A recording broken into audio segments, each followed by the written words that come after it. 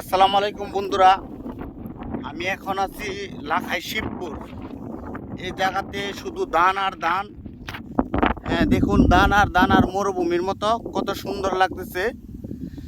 আসলে এই জায়গাতে না আসলে অনেক কিছু দেখা যেত না। এই জায়গাতে আসার পর অনেক কিছু দেখলাম।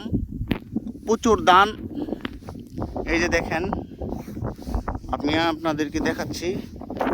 এই যে দেখেন, শুধু মরুভূমি আর মরুভূমি, শুধু ধান আর ধান। আসলে কিছু কিছু জায়গা আসে, ওই জায়গাতে না আসলে কোনো কিছু বোঝা যায় না। দেখেন, দেখার মতো পরিবেশ, অতিরিক্ত রৌদ্র, তাই ভালোভাবে দেখা যাচ্ছে না। কিন্তু আপনার না দেখা যাইলেও মোটামুটি বোঝা যাইতেছে। দেখেন কত বড় মরুভূমি। দেখেন, বাইরে তো মরুভূমি আছে, আমাদের দেশেও মরুভূমি আছে। কত প্রচুর রৌদ্র। দেখেন, শুধু ধান আর ধান আর ধান, প্রচুর ধান। কত মানুষ কাজ করতেছে এই রোদ্রের মধ্যে, কত কষ্ট করতেছে দেখেন। ঠিক আছে বন্ধুরা।